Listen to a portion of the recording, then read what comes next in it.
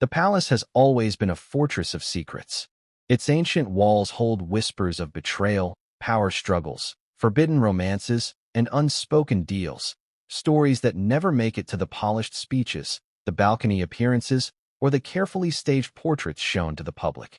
For centuries, the monarchy has survived because of one thing: silence.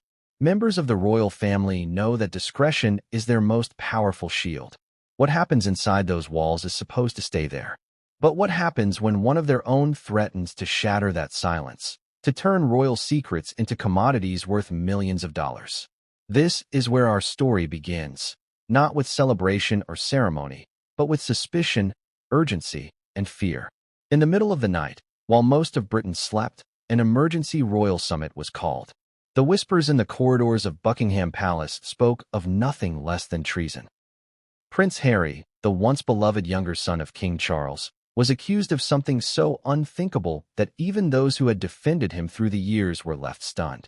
He had allegedly entered into talks with media giants, Hollywood producers, and powerful backers, offering to sell not just stories, but the monarchy's deepest, most dangerous secrets. Before we continue, please hit the like button, subscribe to the channel, and turn on the notification bell for updates. Imagine the stakes. Imagine if private letters between the late Queen Elizabeth and world leaders were leaked to the public. Imagine if hidden scandals buried in palace archives were suddenly turned into Netflix blockbusters or billion-dollar memoirs. It would not just humiliate the crown. It could destroy relationships with governments, dismantle trust, and destabilize centuries of carefully maintained tradition. The monarchy would become nothing more than a spectacle, a circus of revelations feeding the world's insatiable appetite for scandal. But amid this storm, one figure stepped forward, a woman often underestimated, rarely in the headlines, but fiercely loyal to the institution she has served her entire life. Princess Anne, the Princess Royal, known for her blunt honesty and unshakable sense of duty, was the one who laid bare the truth. At that summit, she stood tall, her voice carrying the weight of not only her own conviction but the legacy of her mother, Queen Elizabeth. She exposed Prince Harry's alleged plot and, in doing so, revealed just how close the monarchy had come to being torn apart from within. The story you're about to hear is not just about money or fame. It is about loyalty and betrayal, family and duty, survival and self-destruction. It is about a man once seen as the cheeky, rebellious prince who walked behind his mother's coffin, now accused of crossing a line so grave it could exile him forever. And it is about a woman, his aunt, who refused to let sentiment blind her to the danger he posed. To understand the magnitude of this moment, we must first step back and consider the fragile state of the monarchy at the time. King Charles was still navigating his role as the new sovereign, a position he had waited for his entire life. Prince William was preparing himself as the heir, balancing the responsibilities of fatherhood with the pressures of the crown. Meghan Markle and Prince Harry had already shaken the institution with their interviews, their accusations, and their lucrative deals outside the royal fold. Trust had eroded. The palace was vulnerable, its unity fractured. And into that climate came whispers that Harry was not just airing grievances in public, but allegedly preparing to sell out the very institution that made him who he was. This is where the tension truly begins. Picture the summit. Heavy drapes pulled over the windows, guards posted outside the chamber, and the most senior royals gathered at a long polished table. The air was heavy, charged with anticipation. Every word spoken in that room would decide the future, not just of Harry, but of the monarchy itself. Was this merely a misunderstanding, a mischaracterization of Harry's business dealings? Or was this the ultimate betrayal, a prince transforming into a traitor in exchange for riches? At the center of this moment, Princess Anne rose. She has never been one for theatrics, never one for gossip, but her words cut through the silence like a blade. She revealed that Harry had allegedly been in contact with media giants, offering access to palace scandals, private letters, and even personal details about his own family members. She outlined the shocking scale of what was at stake: millions of dollars in payouts, deals that would have made Harry wealthier than he had ever been, but at the cost of the monarchy's dignity and security. It was a betrayal that struck deeper than any public interview or television series. This was not just about telling his side of the story. This was about monetizing the institution itself. For Princess Anne, it was unforgivable. For the others gathered, King Charles, Prince William, the senior advisors, it was a moment of reckoning. How could they protect the monarchy from one of their own? The middle of this introduction turns to the emotional storm within the family. Charles, a father torn between duty and love. William, a brother caught between heartbreak and fury. And Harry, the accused, sitting in silence as his aunt's words painted him as the greatest danger the crown had faced in decades. This was not just a family matter anymore. It was a national crisis. But perhaps the most striking part of this introduction is not the accusation itself, but the silence that followed. In that room, the weight of history pressed down on every royal present. They all knew what was at stake. They all knew what had happened to monarchies that failed to control their own narratives. And they all understood that from this moment onward, nothing would ever be the same again. As the introduction draws toward its close, the tension builds even higher. The audience should feel as though they are standing at the doors of the summit themselves, straining to hear the voices within. The stakes should be clear: millions of dollars, the collapse of royal dignity, and the possibility of permanent exile for Harry. But the conclusion of this opening scene does not give away the outcome. Instead, it leaves the questions burning. What exactly did Anne reveal? What evidence did she bring to the table? And how did the family react to the accusations that Harry, the son of a king, had tried to sell out his own blood? By the end of this introduction, the audience must feel both enraged and heartbroken, torn between sympathy for Harry's struggles and outrage at the betrayal of the family and country he was born to serve. They should be eager, desperate even, to know what happened next, because the introduction has only laid the foundation for a scandal that will unfold with shocking twists, emotional confrontations, and revelations that no one could have seen coming. The rain had fallen heavily that night in London, streaking the palace windows with cold rivulets that mirrored the unease in the hearts of those inside. For the outside world, the grandeur of Buckingham Palace stood as an eternal symbol of stability, resilience, and heritage. Yet behind the gilded gates, an emergency had erupted. The royal family, known for keeping their affairs carefully guarded, had been forced to convene under dire circumstances. Not since the days of abdication had such whispers of betrayal shaken the very core of the monarchy. Prince Harry, once celebrated as the cheeky, warm-hearted son of Diana, now stood accused of something that cut deeper than any past scandal. It was no longer about disagreements with his father, quarrels with the press, or stepping away from royal duties. This was about something darker, something far more dangerous. Allegations swirled that he had been in talks with powerful media conglomerates and Hollywood producers, preparing to sell the monarchy's deepest secrets for unfathomable sums of money. The very idea was unthinkable. To the monarchy, silence and discretion are worth more than gold. They are the invisible thread holding together centuries of tradition, diplomacy, and family bonds. What could happen if that thread were cut for the sake of millions in profit? What would it mean if letters, archives, and private conversations were sold to those eager to turn them into television dramas, documentaries, or tell-all books? The monarchy would not just be embarrassed. It would be exposed, naked to the world, its mystique shattered beyond repair. That was why the Royal Summit was called. The word itself carried weight. A summit was not a casual gathering or a routine meeting. It was an emergency council, a coming together of the most senior figures when the stakes were too high to ignore. It was a setting reserved for crisis, and this crisis had a name: Harry. The beginning of the summit was cloaked in tension. Guards stood watch at the entrances, ensuring no outsider could overhear the deliberations. Advisors and senior royals sat around a polished mahogany table that had seen countless decisions of state. But on this night, it would bear witness to something far more personal: the dissection of trust within a family. The atmosphere was heavy, as if every breath risked breaking the fragile calm. In the center of the storm stood Princess Anne. The Princess Royal was never one to seek attention or headlines. For decades, she had quietly carried out her duties, earning respect for her no-nonsense attitude and unyielding loyalty. She was known for her sharp tongue, her blunt assessments, and her refusal to play the games of media manipulation that ensnared so many others. When Anne spoke, people listened, not because she was dramatic, but because she was honest, and in honesty there was power. It was she who broke the silence that night. Rising slowly, her eyes fixed firmly on her younger nephew, she laid out what she had learned.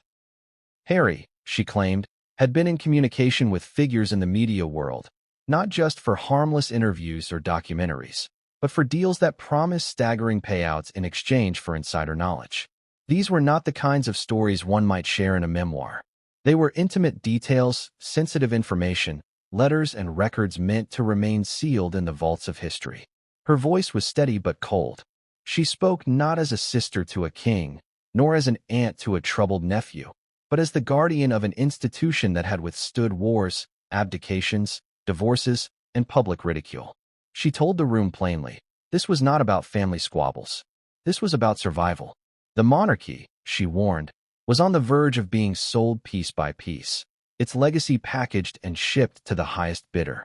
Gasps rippled across the table. Even those who had long suspected Harry of harboring resentment could scarcely believe he might go this far. King Charles leaned back in his chair, his face pale, the weight of both a father and a monarch crushing down on him. Prince William, sitting stiffly, clenched his fists as his jaw tightened with disbelief. For him, the betrayal was not just political, it was personal. This was his brother, the boy who once shared his secrets, now accused of turning against the very blood that bound them. And did not relent. She outlined the nature of the alleged negotiations, meetings arranged with intermediaries, proposals made to film studios and streaming platforms, whispers of private letters being auctioned as narrative material. She described conversations in which the value of royal scandals was calculated not in emotional cost, but in financial gain. To end, this was not merely reckless. It was treachery. As her words filled the room, Harry remained silent, his expression unreadable. Perhaps he had defenses prepared, excuses that might soften the blow. Perhaps he felt cornered, betrayed himself by the family who had never understood his choices. But in that moment, silence was his only answer, and silence, in a room full of royals, often spoke louder than words. The middle of this introduction rests in the emotional conflict. Here was a father who loved his son but ruled a kingdom. Here was a brother who longed for reconciliation but faced betrayal. Here was a family that prided itself on unity, now fractured by the possibility that one of their own had crossed the ultimate line. And yet, beneath the grief and anger, there was fear. The fear of what might happen if these whispers became reality. Imagine the tabloids armed not with speculation, but with documents. Imagine world leaders blindsided by revelations of private correspondence with the crown. Imagine the monarchy, already battling to maintain relevance in the modern world, reduced to nothing more than a soap opera played out for global entertainment. This was not just Harry's scandal. It was Britain's. Anne's words reverberated like thunder. She reminded the summit of history's lessons. Monarchies had fallen before, not from foreign invasions, but from betrayals within. Secrets exposed, trust destroyed, dignity lost. The crown, she said, could not afford another fracture. Not now, not ever. As she spoke, every person in the room seemed to grasp the magnitude of what was unfolding. The monarchy was not immune to scandal, but this was different. This was not the press discovering hidden truths. This was a prince allegedly offering them up on a silver platter, bartering his family's honor for profit. The end of this introduction must leave the audience suspended, hearts racing, minds searching for answers. The stage has been set, the characters revealed, the stakes made clear. But the resolution remains hidden, just out of reach. What evidence did and possess beyond her words? How would Harry respond when pressed to defend himself? And what decision would the royal family make when faced with the unbearable choice between protecting their own and protecting the institution? The silence in that summit hall was deafening. Outside, the rain continued to fall, a steady drumbeat against the palace walls. Inside, the future of the monarchy hung by a thread held firmly in the hands of Princess Anne, who refused to let history remember her as the woman who looked away. This was no longer just a story about Harry and Meghan, about exile and independence, about interviews and Netflix deals. This was a story about survival. And as the summit continued, one thing became chillingly clear. The monarchy might endure for centuries, but it could not withstand betrayal from within if that betrayal were allowed to go unchallenged. By the close of this introduction, the viewers should feel the weight of the crisis pressing on their own shoulders. The anger, the shock, the sadness, all of it converging into a single burning question. How could a prince fall so far, and could he ever return from this? The story is ready to unfold, but the answers will come only with time, and with the revelations that princess and would soon force into the light. The summons came suddenly, shrouded in urgency that left little room for explanation. Within the gilded corridors of Buckingham Palace, whispers spread like wildfire. An emergency council was being called, one so rare and so secret that only the most senior members of the royal family were to attend. Staff hurried silently, avoiding eye contact, knowing instinctively that something extraordinary was unfolding. The palace had hosted countless gatherings over the centuries, from state banquets to delicate diplomatic talks, but this was different. This was no grand affair for cameras or world leaders. This was a closed-door crisis, a family summit with stakes so high that even the word emergency seemed too soft to capture the gravity of the moment. The monarchy had weathered many storms, abdications, divorces, scandals splashed across the tabloids. But this was a matter that struck at the institution's very foundation. A betrayal from within. The scene was set in a chamber reserved only for moments of consequence. A room lined with portraits of ancestors whose stern gazes seemed to follow the royals as they filed in. King Charles arrived first, flanked by advisors who kept their voices low, their eyes betraying concern they dared not speak aloud. His face was lined with fatigue, not merely from the crown's daily burdens, but from the weight of knowing that the storm they were about to address came from his own blood. Prince William entered next, his presence as rigid as stone, though the tension in his jaw betrayed the emotions raging beneath. He was heir to the throne, trained from childhood to prioritize duty above all else. But tonight he was also a brother, wounded by whispers that cut deeper than any political slight. To his left came Camilla, offering quiet words to her husband, though even her practiced composure faltered as she took her seat. Then came Princess Anne, unlike her brothers, and had not grown accustomed to the endless spotlight of kingship or heirs.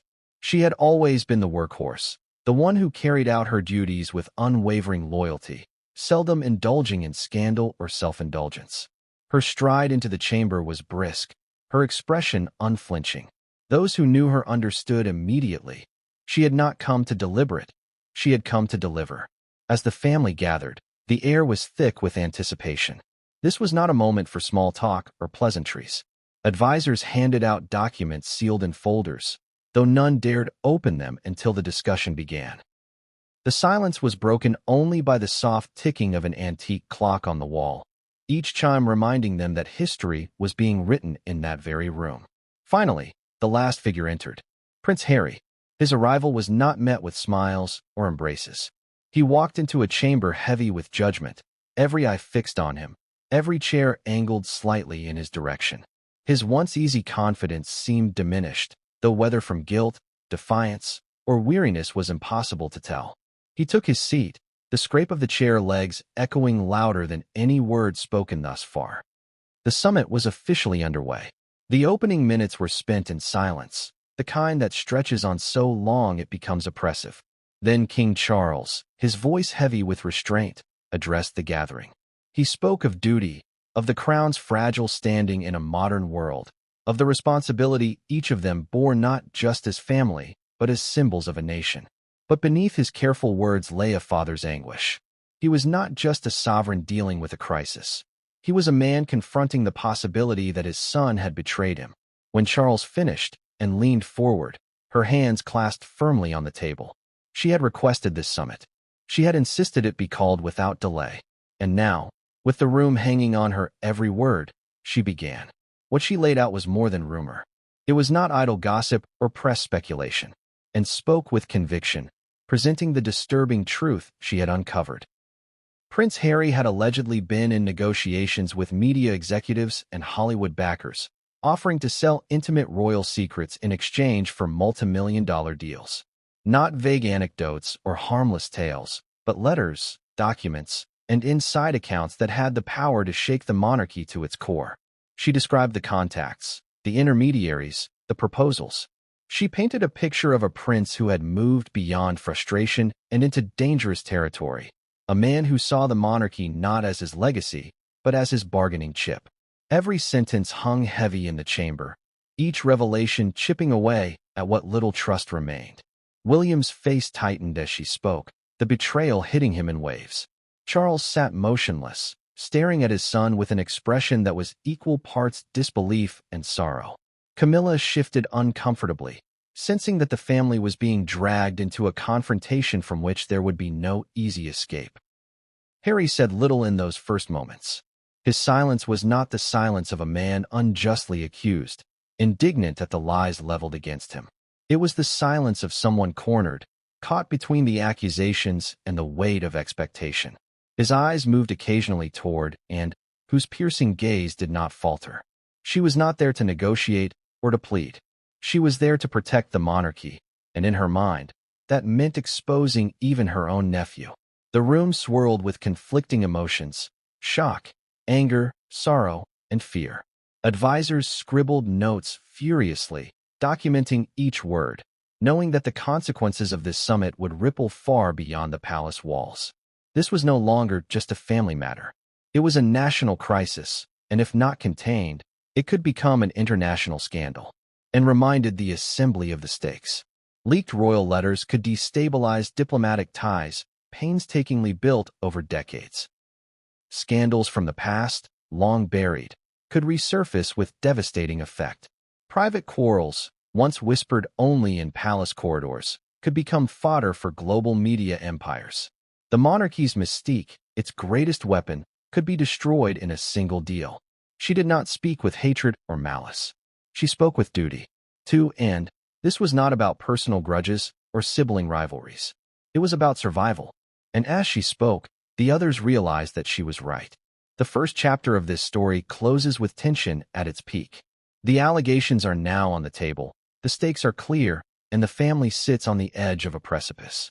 What happens next will determine whether they can contain the scandal or whether it will explode into public view, dragging the monarchy into a crisis unlike any it has ever faced. The rain outside continued to fall, the storm matching the turbulence within. For centuries, the monarchy had survived by controlling its narrative, by keeping its secrets locked behind palace doors.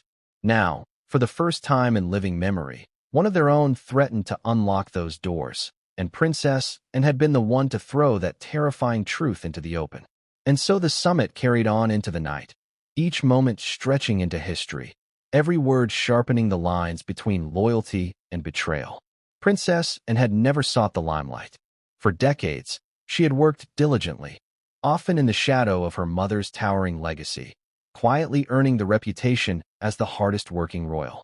While others drew headlines for their glamour or their scandals, and carved out a different path, one of discipline, duty, and an unflinching honesty that sometimes startled even her closest relatives. She was, in the eyes of many, the monarchy's most steadfast defender, the one person who seemed uncorrupted by vanity or the lure of fame. It was this unyielding character that made her rise to the center of the summit so remarkable. At first, she had sat quietly, her eyes scanning the room as Charles spoke his measured words about duty and legacy. But Anne had not demanded this gathering to sit in silence.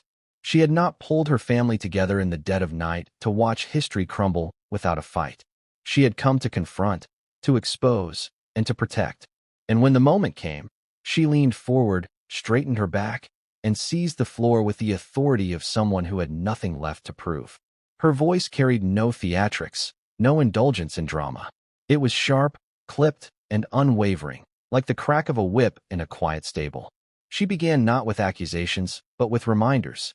She spoke of her mother, the late queen, and her unwavering belief that service must always come before self. She spoke of sacrifice, of how the monarchy had endured not because it was easy, but because it was necessary. Her words painted a contrast between the discipline of past generations and the dangerous path Harry was alleged to have taken.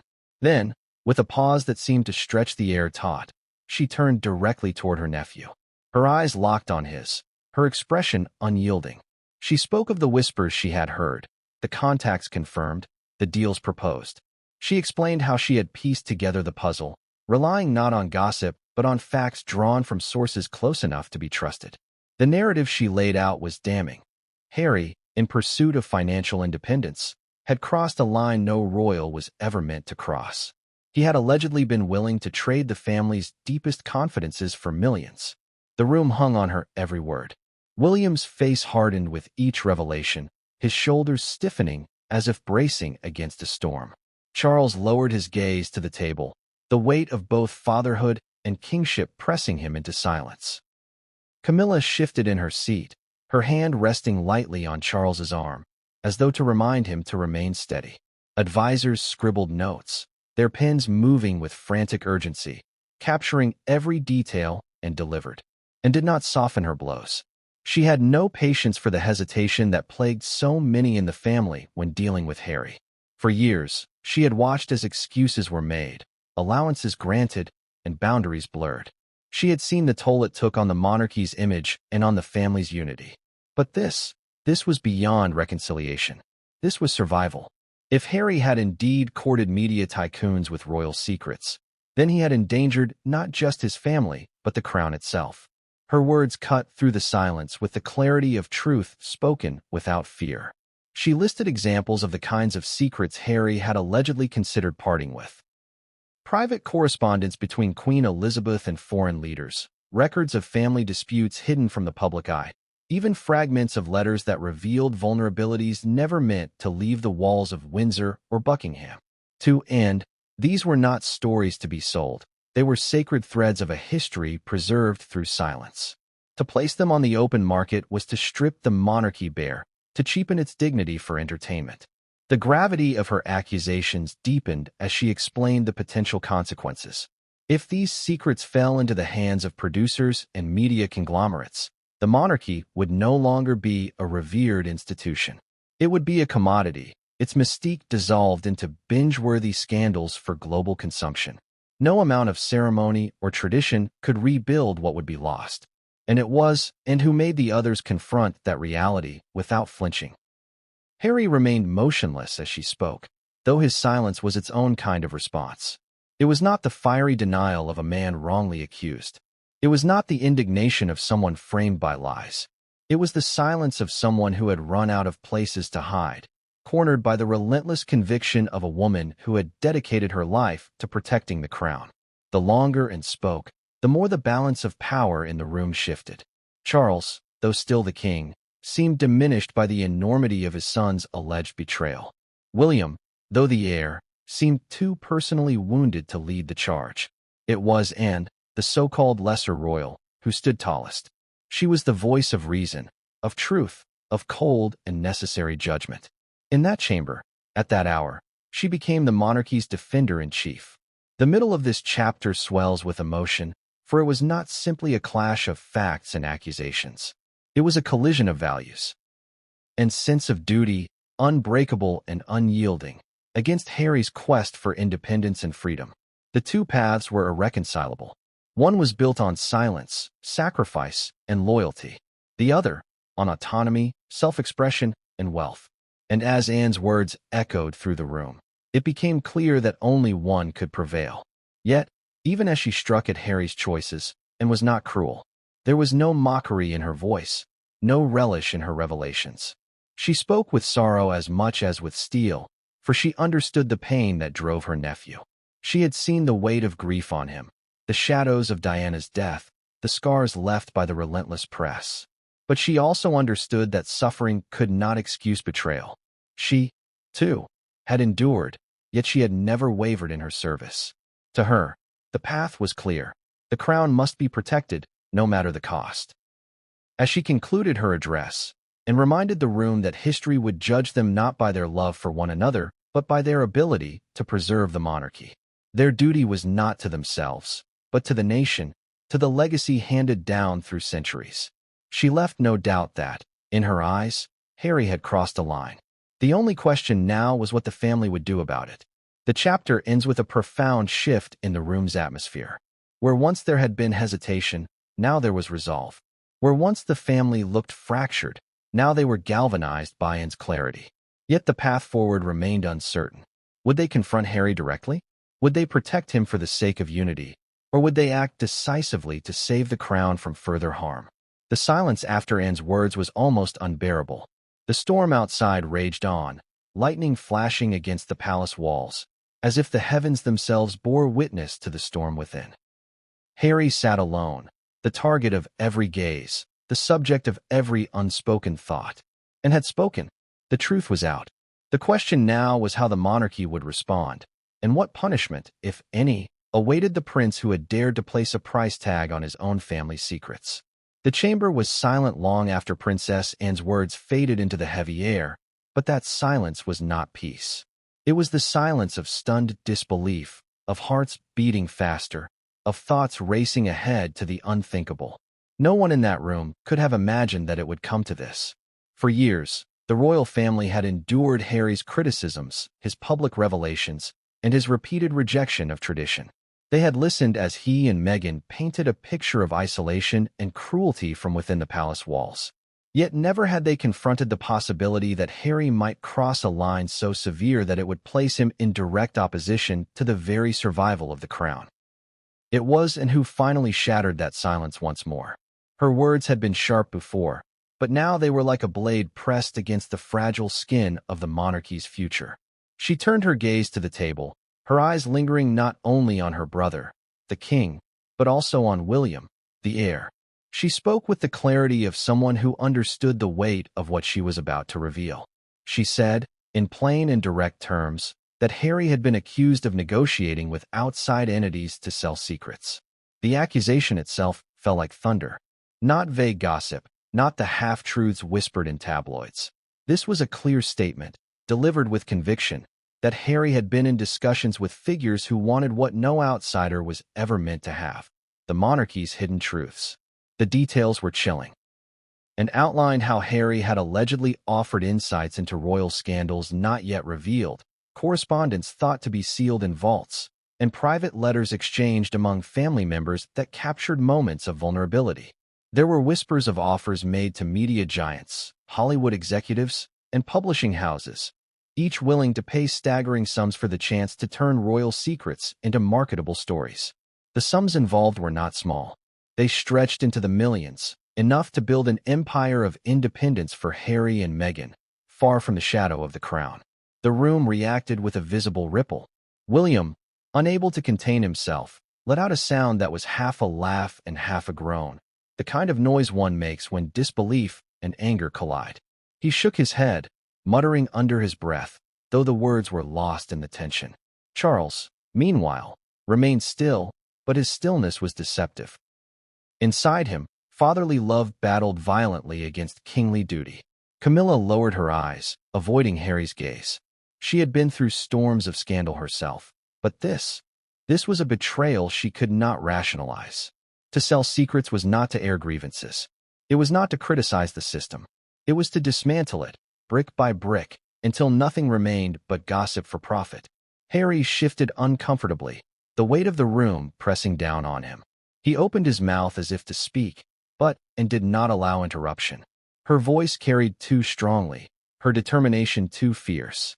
She pressed on, exposing the alleged negotiations with stark precision. She described how intermediaries had approached Hollywood executives with promises of exclusive access. Scripts had been drafted, deals considered, and whispers carried back to the palace. She spoke of rumors that Harry had suggested monetizing private exchanges, not just his own experiences, but those of his family. Letters from the Queen to her sons. Correspondence between Charles and Diana. Notes written in the aftermath of crises. Pieces of royal history never meant for the public eye, each one carrying the potential to devastate if unveiled. The accusation burned deeper because it was more than betrayal. It was commodification. The monarchy was not merely a family. It was an institution representing centuries of stability, woven into the very identity of Britain. To place a price on its secrets was to treat it as nothing more than a marketable brand, something to be bought and sold. Anne's voice made that clear. The middle of this chapter stretches into the reactions. Charles finally spoke, his words slow, deliberate, weighed down by sorrow. He asked, and for clarity. He asked whether there was proof, whether what she said was substantiated. His tone was not defensive, but pleading, a father grasping at the hope that his son had not fallen so far. Anne's response was unflinching. She explained the sources she had spoken to, the documents she had seen, the reports corroborating the claims. It was not idle rumor. It was evidence.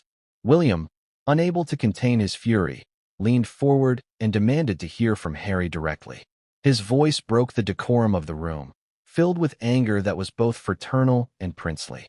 He asked how Harry could justify betraying not only his father and brother, but the very foundation that had given him privilege, wealth, and identity. The words were sharp, almost venomous, and they hung in the air like a challenge. Harry, finally cornered, raised his head. His voice was quieter than many expected, but his words carried their own weight. He did not outright deny the allegations. Instead, he spoke of frustration, of being cut off, of needing to provide for his family in a world that had turned hostile. He spoke of feeling abandoned, of believing that the monarchy itself had left him with no choice. His words were laced with bitterness, but they lacked conviction. They sounded less like a defense and more like justification, a man explaining to himself as much as to others why he had gone down this path. Anne's reply was swift and merciless. She told him that need could never justify betrayal. That anger could never justify treason. She reminded him that all of them, every member of that family, had endured sacrifices. She herself had given up comfort, privacy, and peace for duty. And never once, she said firmly, had she considered selling her family's dignity for money. The room fell into heavy silence again, but now the silence carried weight. The accusation was no longer abstract. It had been spoken aloud, dissected, confronted. And in that room, the truth, whether fully proven or not, became undeniable. Harry had been accused not just of turning against the family, but of attempting to profit from its destruction. The chapter ends with Charles bowing his head, his hands trembling slightly as he pressed them together. William sat rigid, his eyes fixed on his brother with a mixture of fury and sorrow. Anne leaned back in her chair, her expression unchanged, her role as the family's truth-teller fulfilled. And Harry sat in isolation, the weight of his aunt's words pressing on him like the walls of the chamber itself. The storm outside thundered once more, a reminder that nature often mirrors the turmoil of men. Inside the palace, the accusation hung like a blade, cutting deeper with every passing second. This was no longer rumor or speculation. This was a direct confrontation, and its consequences would echo through history. The shocking accusation had been made. The question now was how the monarchy would reckon with it, and whether Harry could ever recover from the shadow of treachery cast by his own blood. The words hung in the air long after, and had spoken them. Harry's alleged betrayal was no longer just a whispered rumor passed through the press, no longer speculation among palace staff or political observers. It was laid bare at the summit, spoken aloud with a bluntness that stripped away every polite pretense. The allegation was that Harry had gone beyond voicing grievances, beyond writing memoirs, and into something far darker, that he had entered into dealings with Hollywood power players and media giants, proposing to sell the monarchy's most private secrets for staggering sums of money. For many in the room, the very thought seemed unimaginable.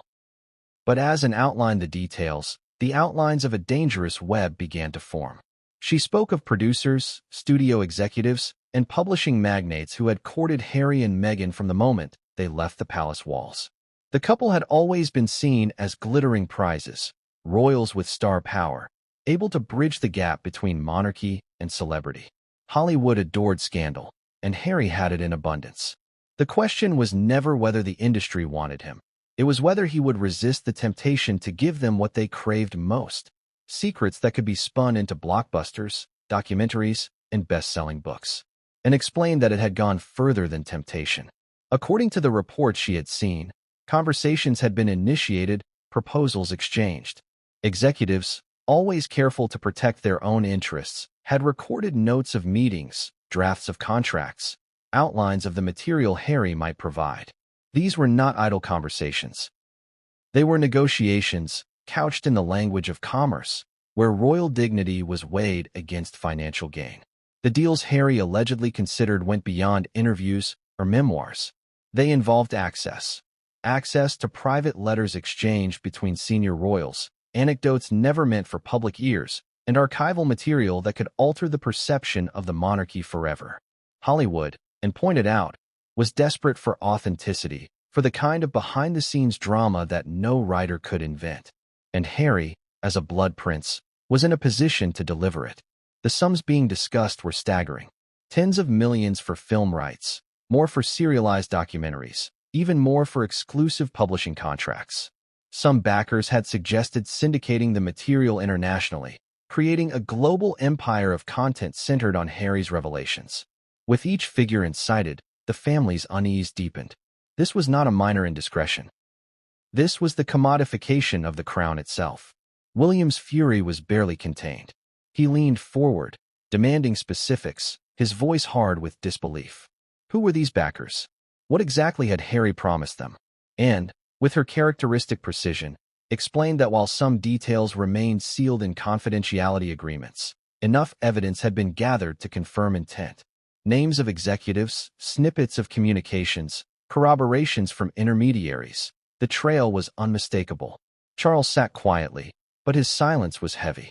The idea that his own son might have reduced centuries of royal dignity to bargaining chips was a weight he struggled to carry. To him, the monarchy was not merely family. It was a trust passed down through generations, something he had sworn to protect even at the cost of personal happiness. To hear that Harry had allegedly gambled with that trust for profit was a betrayal deeper than any other. The middle of this chapter examines the world Harry had stepped into. Hollywood was a machine built to consume stories and turn them into spectacle. For decades, it had thrived on transforming real-life pain into entertainment, dressing tragedy in glamour. Meghan had understood this world instinctively. It was her home long before she entered the royal family. Harry, by contrast, had been raised in a culture of silence, bound by rules of discretion.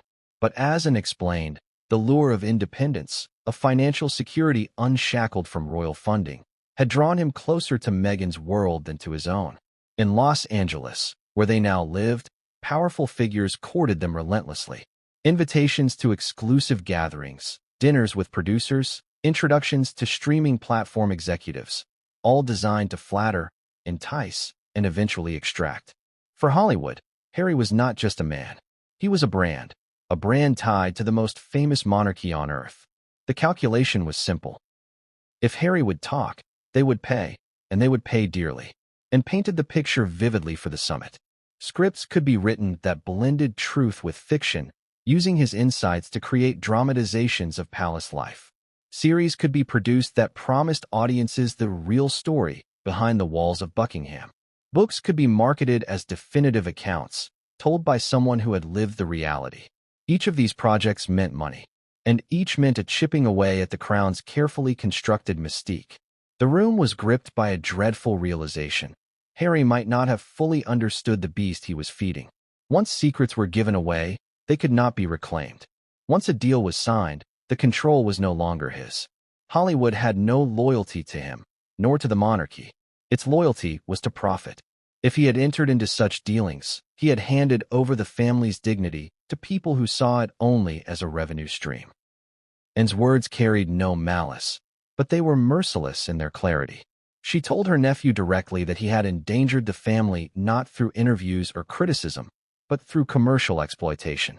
She reminded him that once the monarchy became entertainment, it ceased to be monarchy at all. It became parody, and parody could not command respect on the world stage. Harry sat motionless, his face pale. He muttered something about survival, about being left with no means to protect his family. But his words sounded small against the enormity of the accusations. William snapped back instantly, pointing out that survival was one thing, but betrayal was another. To sell secrets was not survival, it was destruction. The chapter builds toward its conclusion with the realization that Hollywood was not a distant threat. It was immediate. Proposals were already on the table. Conversations had already taken place. Deals might already have been signed. The monarchy was not speculating about what could happen. They were confronting what was happening. As the session drew toward its pause, the weight of Anne's revelations settled like lead on the chamber. Charles sat with his head bowed. the room's silence pressing heavily on his shoulders. William glared at his brother, his eyes burning with betrayal, and, calm but unyielding, leaned back in her chair, having laid out the stark truth with precision.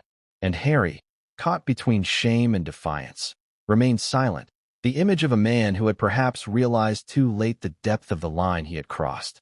The storm outside battered against the palace windows, as though echoing the turbulence within. For centuries, the monarchy had kept its secrets behind closed doors, protecting its mystique with silence. But now, for the first time, the very man born into those secrets had allegedly turned them into bargaining chips. And the monarchy was left to confront a question it had never faced before. What happens when the threat is not the press, not politicians, not the public, but one of their own? The chamber had grown colder as Princess Anne's revelations unfolded. What began as an accusation about vague Hollywood negotiations had now crystallized into something sharper, more damning. This was not merely about contracts, proposals, or whispered deals in Los Angeles. It was about the very substance of what Harry had allegedly offered: palace letters, hidden scandals, and private communications that were never meant to see the light of day. Every royal in that room understood instinctively the power of those letters. They were more than ink on paper. They were the living record of the monarchy's most vulnerable moments. Letters written in times of crisis, notes exchanged in moments of grief, dispatches that revealed personal doubts or private quarrels. Each one was priceless, not only for its historical weight, but for the damage it could inflict if revealed. The monarchy had endured scandal before, but those scandals had always been shaped by rumor, speculation, or partial truths. To hand over the raw, unfiltered words of the royal family would be to arm the world with weapons against the crown itself.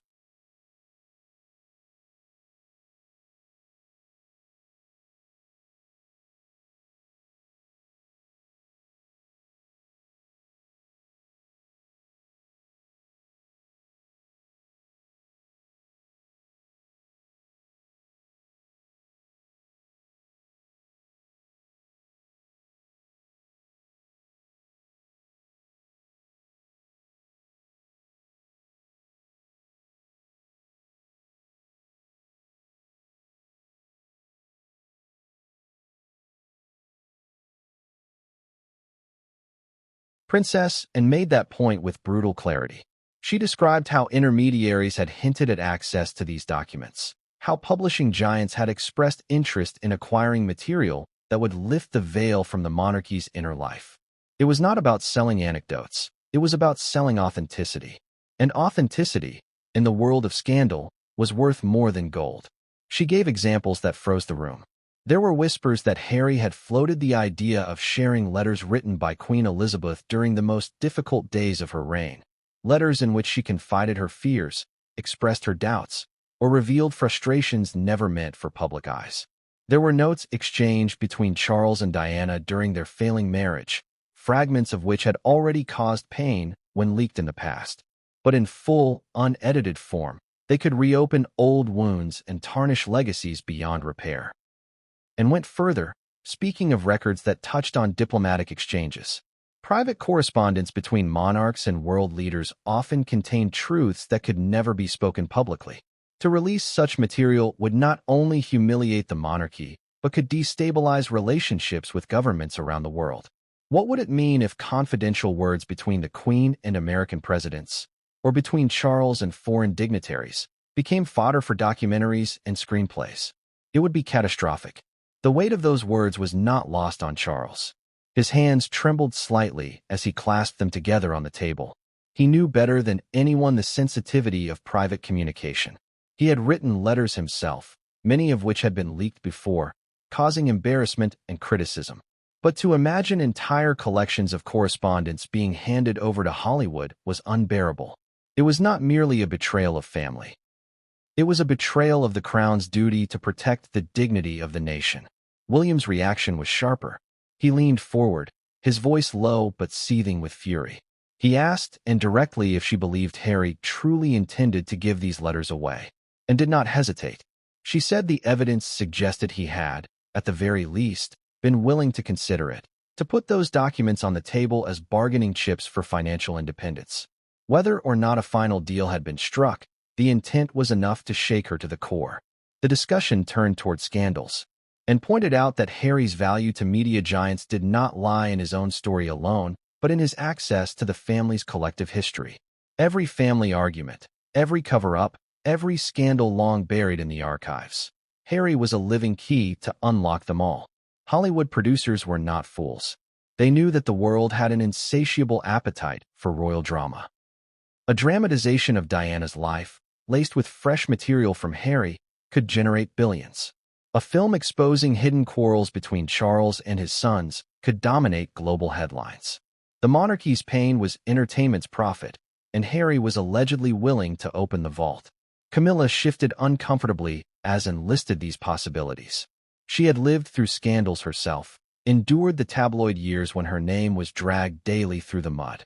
She understood better than most how words written in private could be twisted into weapons. The thought that her stepson might have opened the door to a new era of exposure filled her with dread. Harry finally spoke, his words soft but defensive. He said he had never meant to betray his family, only to tell his truth. He claimed he wanted the world to understand what he and Meghan had endured, how the palace had silenced them, how they had been pushed into exile without support.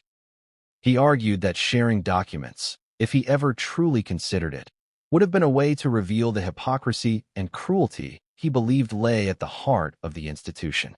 But his explanation did not soften the blow, and reminded him that the monarchy was larger than any one person.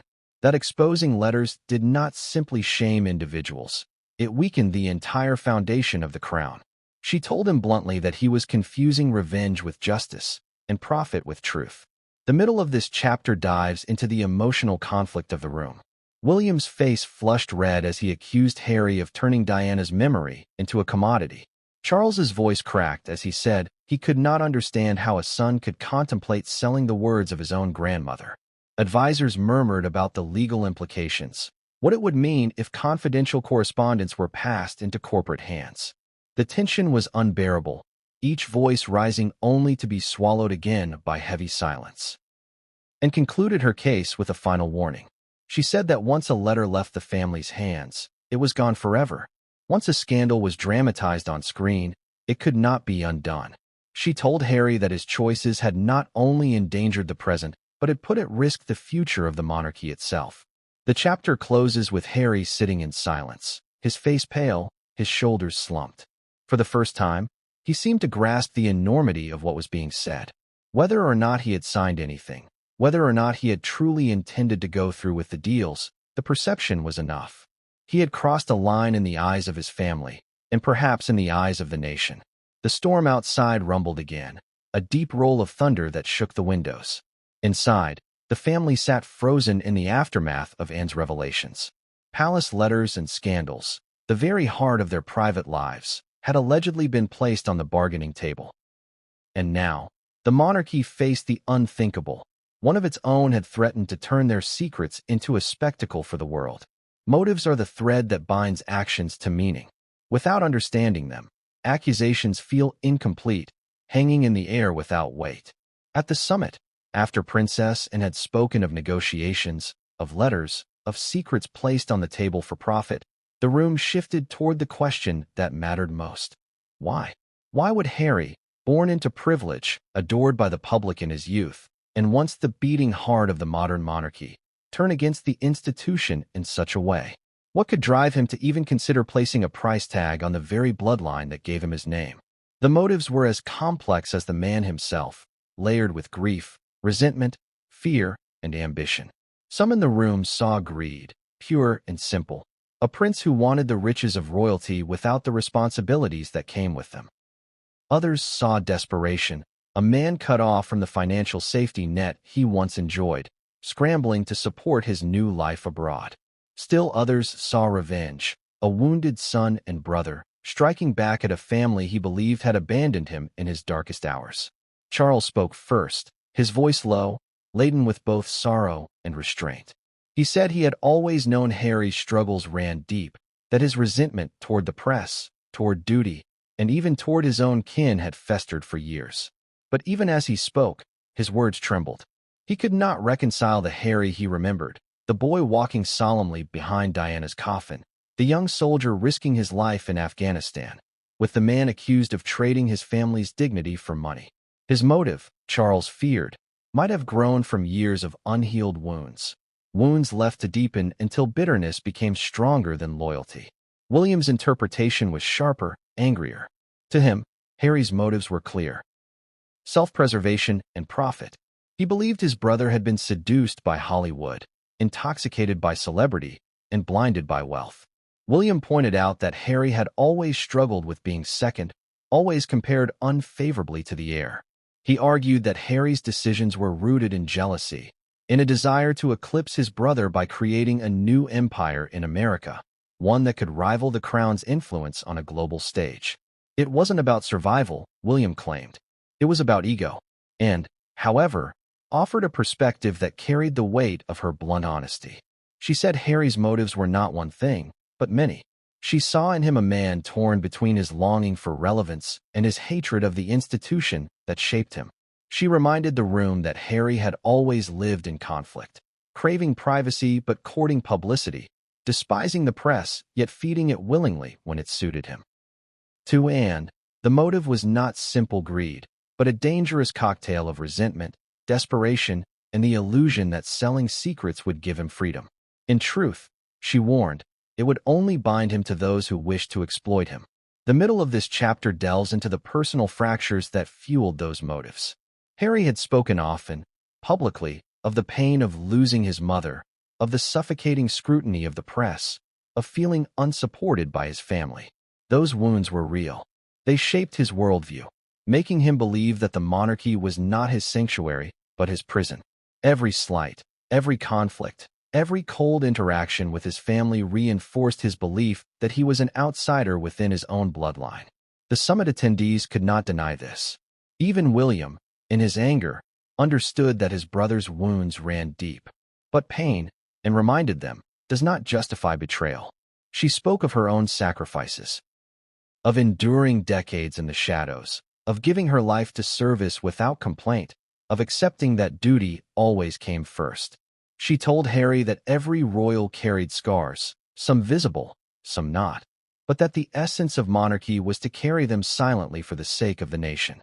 Harry, she argued, had chosen to weaponize his pain instead, turning it into currency. Advisors at the table offered their analyses. Some saw financial strain as the true motive. Harry and Meghan's lavish lifestyle in California required funding, and without royal subsidies, the pressure to maintain that life was immense. Deals with streaming platforms and publishers had already been struck, but they demanded content, and content required more than anecdotes. It required exclusivity. Secrets. The more intimate, the more valuable. In this interpretation, Harry's motive was practical: money.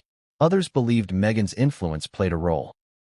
They argued that she came from a world where personal stories were traded openly, where vulnerability and scandal could be monetized. To her, selling access might not have seemed like betrayal but strategy. By merging Hollywood's hunger for content with Harry's royal heritage, they could build a brand powerful enough to rival any institution. In this view, Harry's motive was not born of his own instincts, but of his partnership, a desperate attempt to please his wife, to secure their future together, to prove himself capable of building an empire beyond the crown. As the conversation deepened, the weight of history loomed large. The monarchy had faced betrayals before: Edward VIII's abdication, family members selling stories to the press, leaks from courtiers eager for profit. But never had a son of a king, a brother of a future monarch, been accused of attempting to dismantle the family's very foundation for money. Harry's motives, whatever they were, had crossed into territory the crown could not ignore. The end of this chapter carries the emotional crescendo. Charles, visibly shaken, admitted that he could no longer separate his roles. As a father, he longed to forgive, to understand, to embrace his son despite the mistakes. But as king, he knew he could not excuse the act, no matter the motive. William's fury hardened into something colder: resolve. He said that if Harry's motives were rooted in jealousy or greed, then the monarchy could not bend to accommodate them. To do so would be to reward betrayal.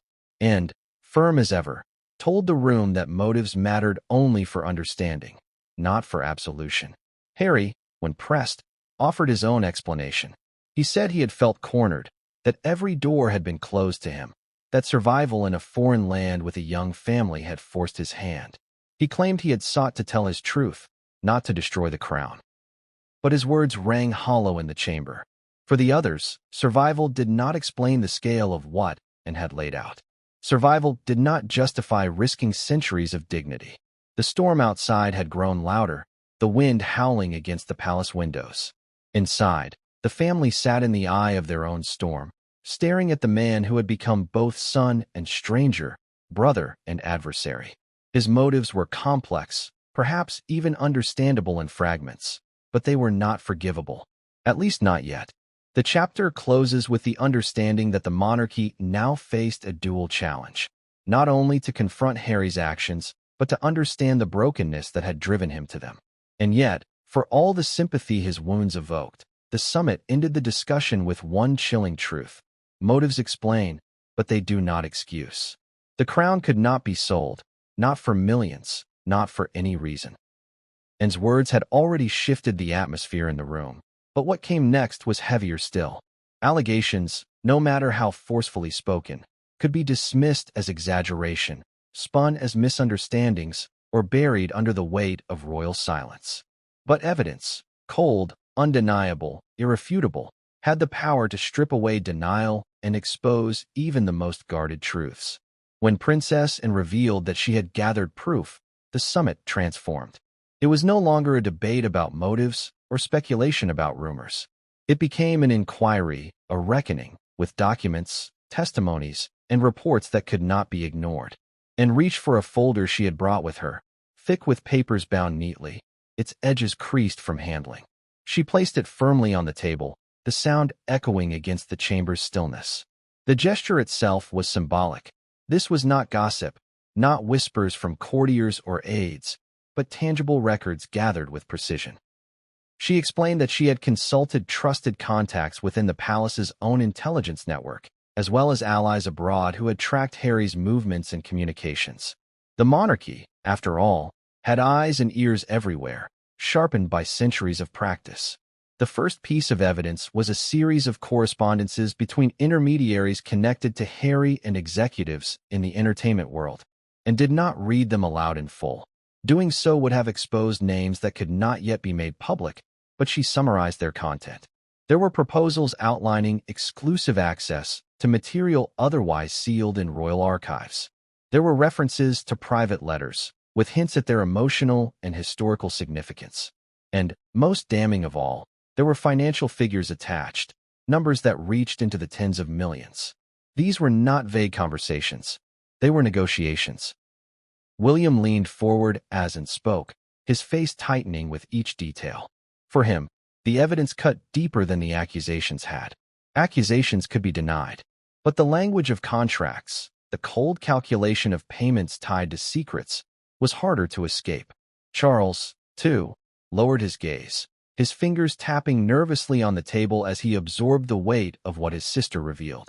Camilla sat still, her lips pressed into a thin line, as though restraining herself from reacting aloud, and then presented records from sources close to Hollywood circles.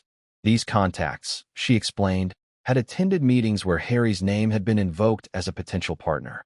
Executives had discussed direct royal input into future projects, noting the commercial value of material tied directly to the monarchy. One memo, she said, described Harry as the ultimate insider who could transform speculative drama into authoritative storytelling. In blunt terms, he was being treated not as a person but as a brand, his bloodline a currency. The middle of her presentation revealed even more troubling evidence. Reports suggested that Harry had met with at least 2 high-profile producers under the guise of informal discussions. These meetings had been discreet, held in private estates and away from the prying eyes of the press.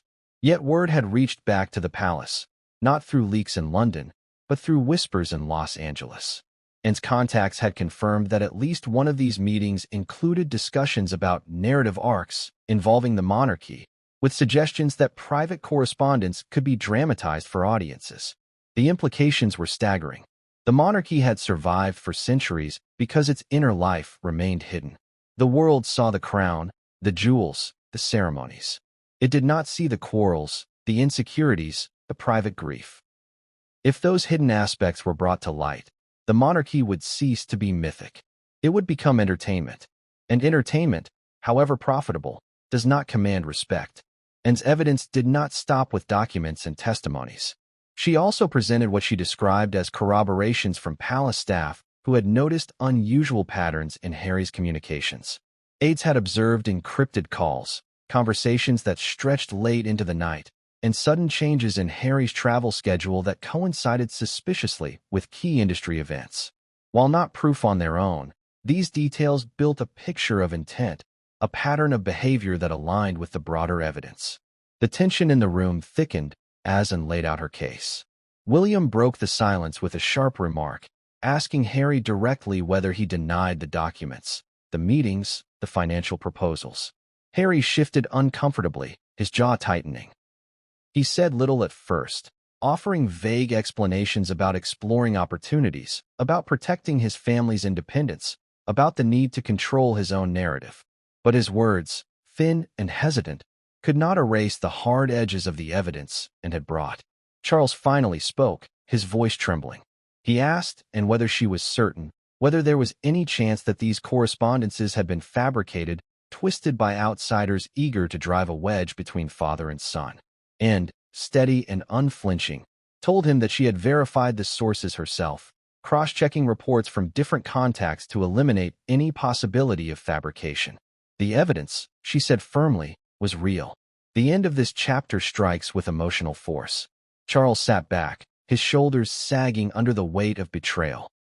William looked at his brother with a fury that seemed barely restrained, his voice rising as he accused Harry of endangering everything their family had worked to preserve. Advisors murmured among themselves, already calculating the fallout if this information ever reached the public. And Anne, her role as truth-bearer fulfilled, leaned back in her chair, her face set in a grim mask of resolve. Harry, cornered, finally spoke again. He admitted that he had considered opportunities, that he had discussed ideas with people who saw his story as valuable. He claimed he had not signed anything, had not handed over letters, had not yet crossed the line. But even as he spoke, the room understood the deeper truth. He had been willing. The intent itself was betrayal enough.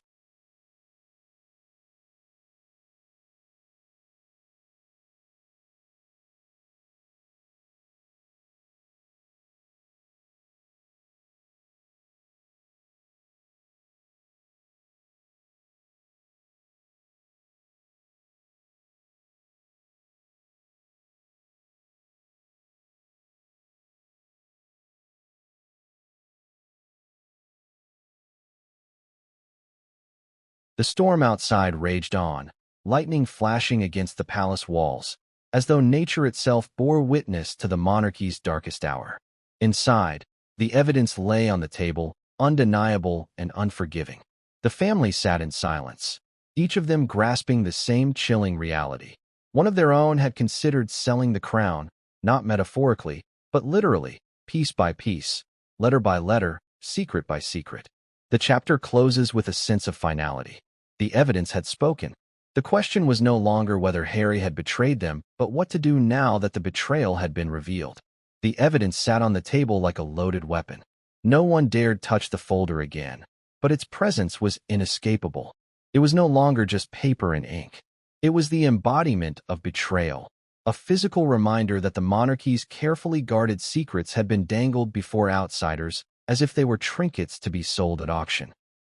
Every royal in the chamber felt the weight of it pressing down on their shoulders. What followed was the inevitable eruption, the royal family's raw, unfiltered reaction to the revelation that Harry, son, brother, nephew, prince, had allegedly prepared to sell them out. The first to break the silence was King Charles. His voice was quiet, but the tremor in it carried through the room like a shockwave. He looked at his son, his eyes filled with something more complicated than anger. It was disappointment, sorrow, and disbelief all tangled together. He asked, almost pleadingly, whether Harry understood the magnitude of what had been revealed.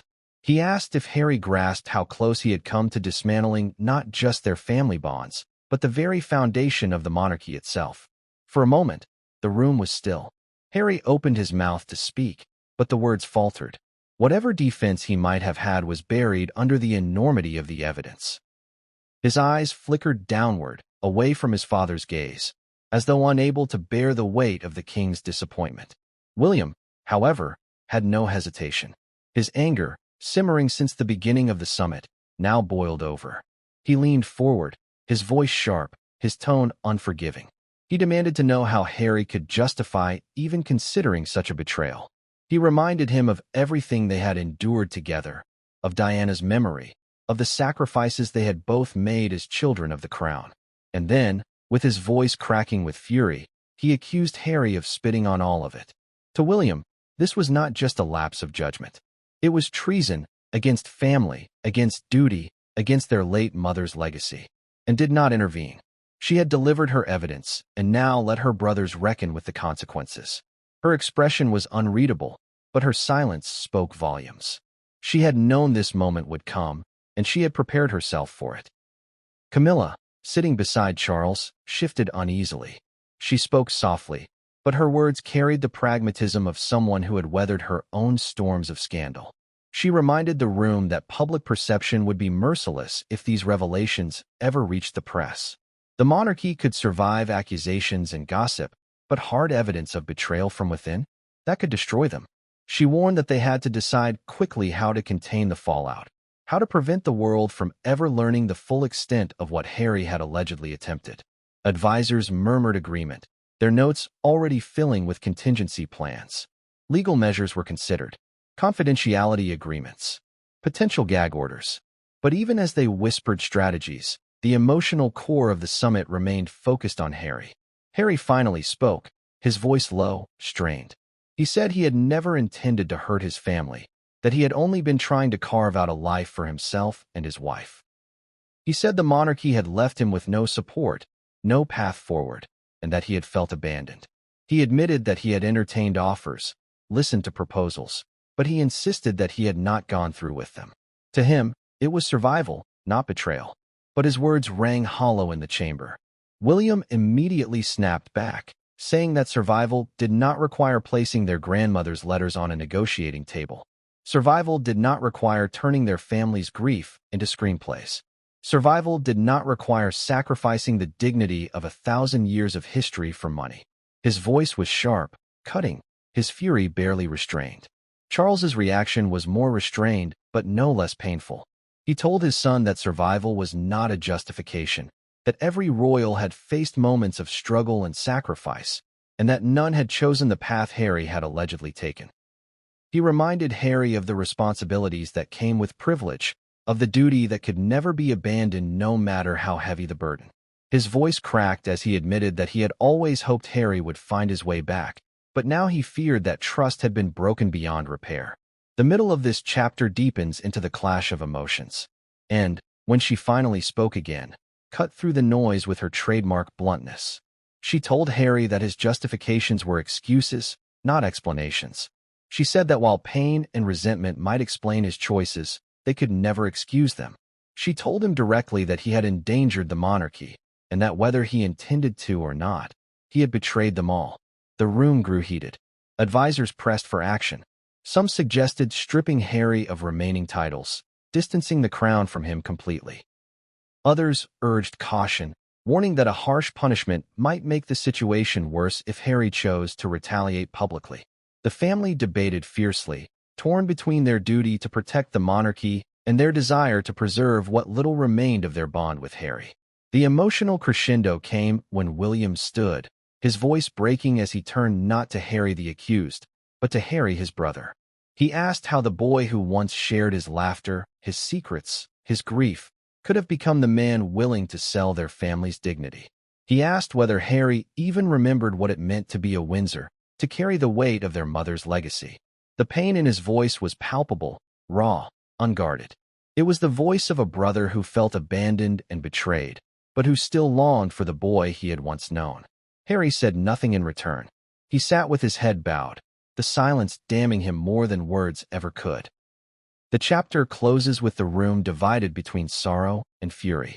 Charles sat slumped in his chair, the weight of kingship pressing on him more heavily than ever. William stood rigid, his anger smoldering but his heartbreak visible, and remained calm, her duty fulfilled, but her eyes sharp, unflinching. And Harry sat alone, isolated even in a room full of family, the distance between him and the crown wider than ever before. Outside, the storm continued to rage, lightning illuminating the palace walls as if nature itself underscored the family's turmoil. Inside, the royal family's reactions made one truth clear. The monarchy had been wounded not by its enemies, but by one of its own, and that wound might never fully heal. The royal family had weathered countless storms in the public eye, but this was something different. The question hanging over the chamber now was not just what Harry had allegedly done, but what would happen if the public ever found out. Public image had always been the monarchy's shield and its vulnerability. It was the golden mask that allowed the institution to project unity, stability, and dignity, even in times of crisis. Privately, they could fracture, argue, and wound one another, but publicly, the mask had to remain intact. That was the unspoken rule that had kept the monarchy alive for centuries. Now, with Anne's revelations and the evidence on the table, the fragile line between private chaos and public image was stretched to its breaking point. And began this part of the summit by reminding the family that perception mattered as much as reality. She spoke plainly. If the world believed Harry had betrayed them, the monarchy would bleed credibility no matter what spin was placed on the story. Even if evidence never surfaced, even if contracts were never finalized, the mere whisper of negotiations could damage the crown in ways no scandal had before. The monarchy had survived gossip. It had survived tabloid frenzy. But betrayal from within, especially one tied to money and secrets, could turn sympathy into scorn. William reacted with visible frustration. He knew the public loved Harry once. He had seen firsthand how his brother had been idolized as the cheeky prince, the soldier prince, the one who could laugh, joke, and connect with people in a way that William's reserved demeanor could not. That affection had bought Harry grace in the past, shielding him even when his choices caused controversy. But William now feared that same affection could turn dangerous. If Harry chose to go public, to present himself as a victim forced into betrayal by a cold and uncaring institution, the public might rally behind him instead of condemning him. Charles saw the problem differently. To him, the greatest danger was not sympathy for Harry, but the loss of respect for the monarchy itself. He reminded the room that the institution relied on reverence, on the belief that it stood above petty quarrels and financial squabbles. If letters and scandals became fodder for Hollywood scripts, the monarchy would lose its mystique. It would become just another celebrity family, stripped of the aura that made it worthy of crowns and ceremonies. For Charles, the real catastrophe was the erosion of that dignity.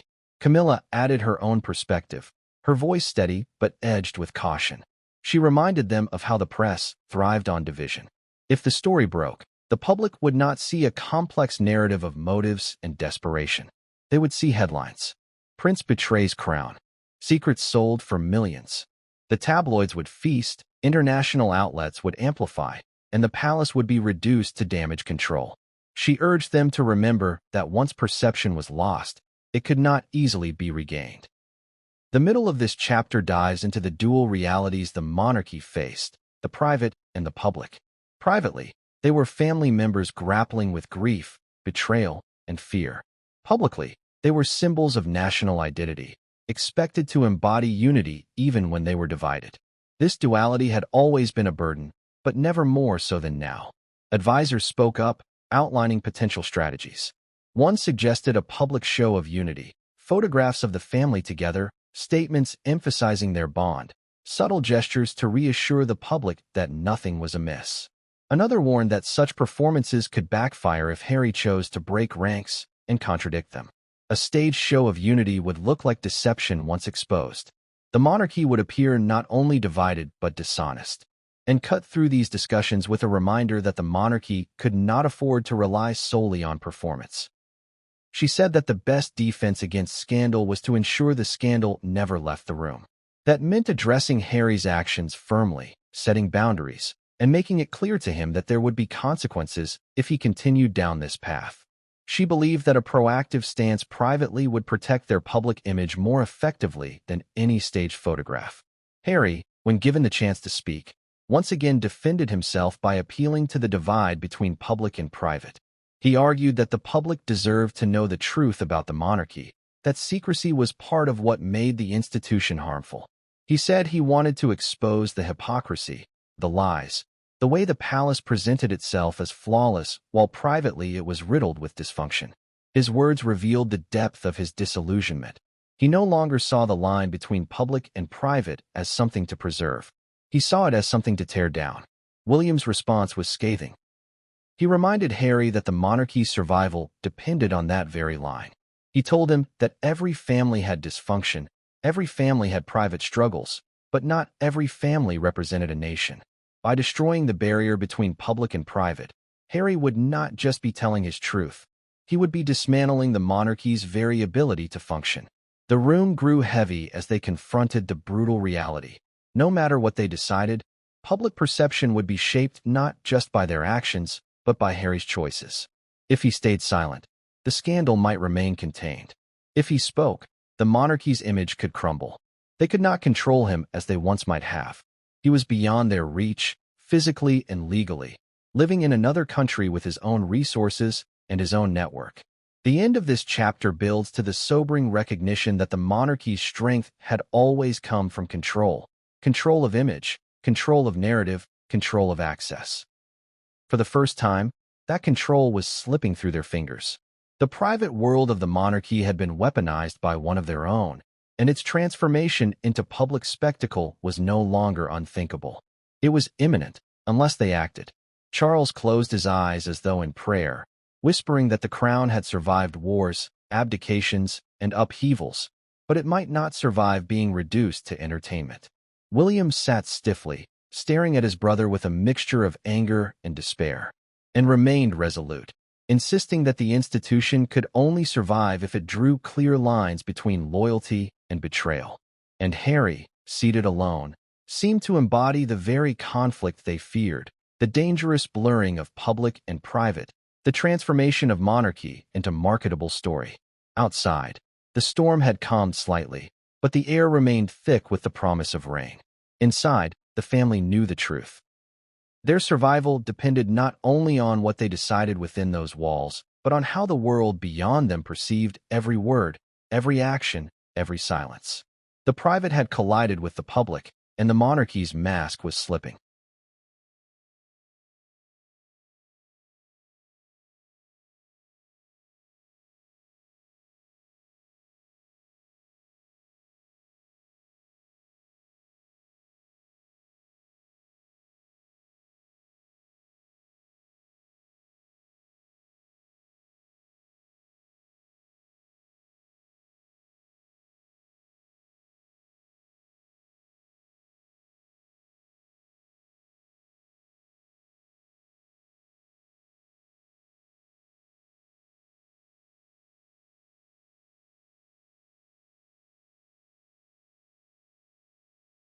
Harry, caught in the storm, faltered.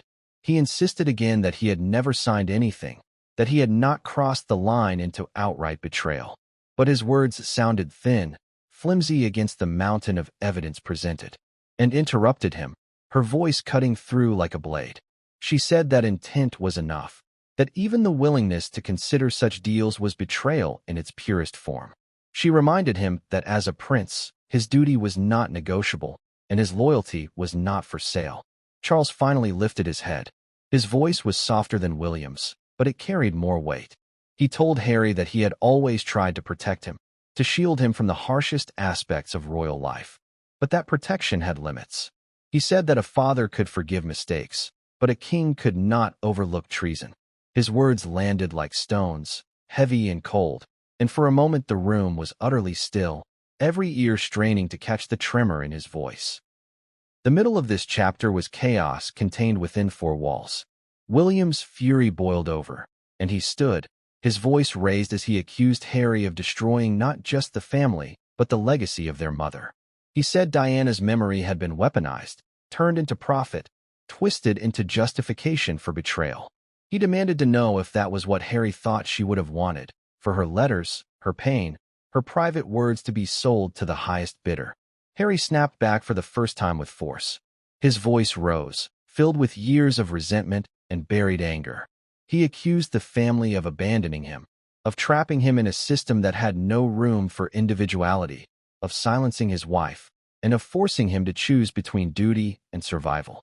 He shouted that he had been left with nothing, that while William would inherit a throne, he had been left with scraps. His words poured out like a flood, years of grievances spilling into the chamber.